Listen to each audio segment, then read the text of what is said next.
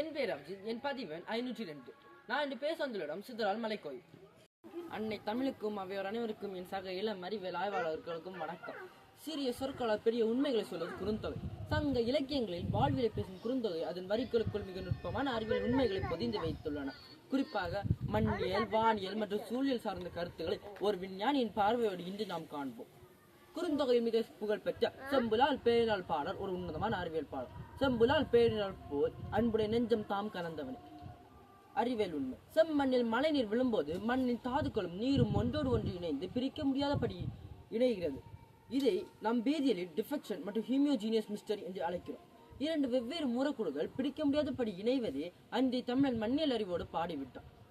மழை பொழிவது குறுந்தொகை பாடல் 270 அழகாக குறிப்பிடப்பட்டுள்ளது.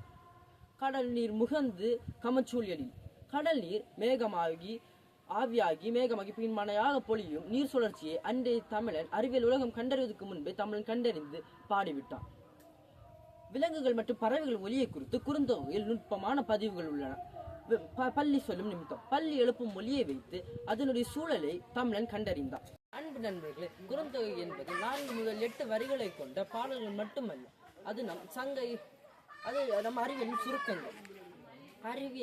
அறிவியல் என்பது ஆய்வகங்களில் மட்டுமல்ல, அது நம் சங்க இலக்கியங்கள் வரிகளிலும் மனம் வீசுகிறது என்பதை உறக்க சொல்வோம். தமிழை படிப்போம், அறிவியலை வளர்ப்போம்.